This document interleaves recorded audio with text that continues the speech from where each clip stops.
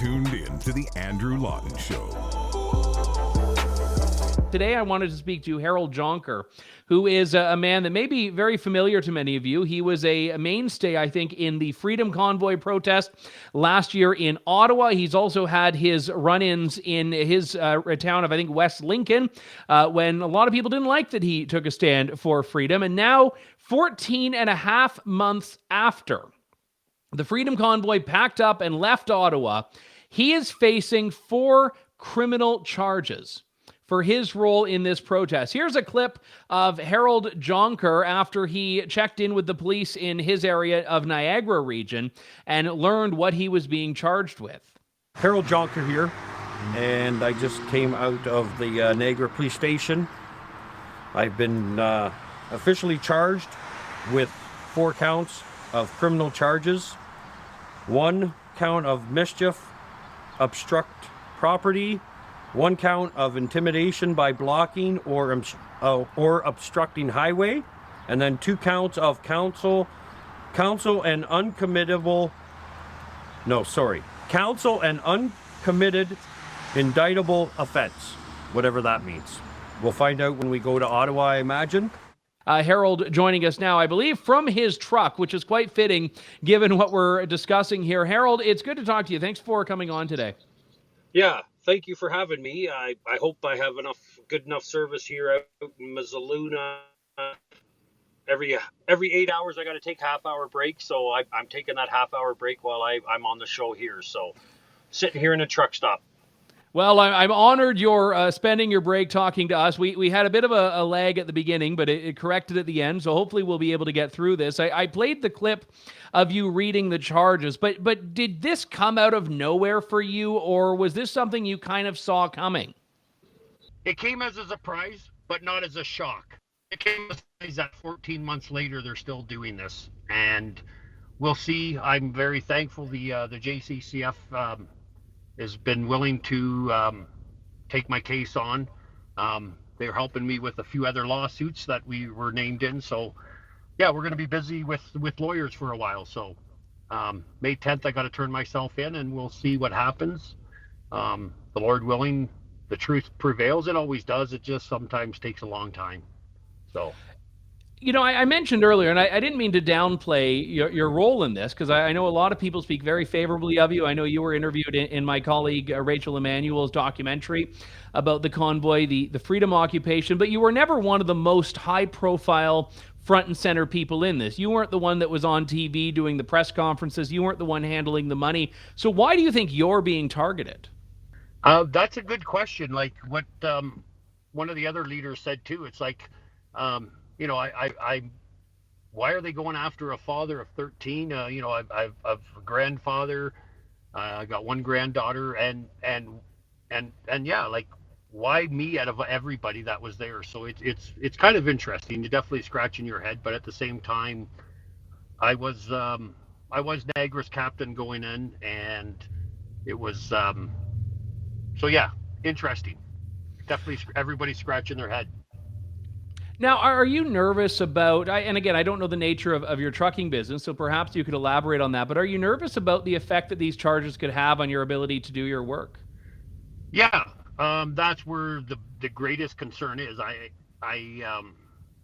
don't think, well, I know I'm not guilty, that's one thing, but to see where it ends up, if I do have criminal charges against me, and and that sticks, then I don't think I'll be able to cross the border. That's gonna suck. I don't need to per se. I got other work that I can keep busy with in the office, but I do enjoy what I'm doing, and that's trucking across the continent and enjoying that part of the job. So there's some concern there, but at the same time, no, I'm not concerned. You know, the truth, like I said earlier, the truth will prevail, and I don't. You never know where it goes, right? But hopefully we can show to the judge and the courts there that we're not guilty, and continue on in our life of traveling this continent into the U.S. as much as I do, and crossing Canada as much as I do. So, yeah, if I do get charged, we'll have to adjust life somewhat, but not too worried. Right now, you're coming across as, I'd say, quite nonchalant about it. I know in that video, the full version that I played the clip from earlier, you were cracking jokes about being a mischievous person. So how do you take this and not be angry? How do you take this and not be upset about this? I mean, how do you just let this roll off your back as well as you seem to be doing? My Christian background, I'm comforted in the fact that we are called to speak the truth, and after that, it's not up to us. So that does give me the greatest comfort that anybody can receive. We're called to do the best we can, and after that, we need to leave it in the good Lord's hand, and that's where it is with me. I'm confident that the Lord has a plan. What it exactly is, we'll find out, and yeah, it's.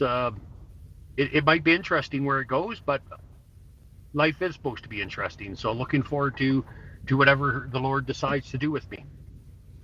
Now, you mentioned that the Justice Center for Constitutional Freedoms is taking up your case, and I should just disclose to my audience, as I do whenever I bring up the JCCF, that I am on the board of that organization, but that has no bearing on me doing this interview. But I will say that the one thing we've seen in a lot of the cases that came up in the convoy, a lot of the criminal cases, that they've been quietly dropped. We've seen over the last 14 months in several instances of the Crown just withdraw charges or decide not to proceed with them. And I do find it just baffling that they're still adding new charges when they've already decided that many of the previous people they've charged were not worth prosecuting. Yeah, that's where when I talk to a few of the people that I trust in my life that I've met since in the last year and a half, that's the same thing. They're all scratching their heads, going, "Why now?" and "Why you?" And yeah, it is something that is interesting, but definitely thankful for the work that a bunch of lawyers are doing and are willing to do, and what the JCCF is doing has been it's been great. It's and that gives you that comfort, right? We're not alone. There's people out here that are willing to help, and I've been humbled by the amount of support I've been receiving from people across Canada, people praying for me, people frustrated and angry, and all kinds of emotions that you're feeling them yourselves as well, right? And that's what's been so beautiful about being where I am today is this country has a lot of great people, and they're willing to help where they can, and that's part of my comfort as well. I'm not going to be facing this alone.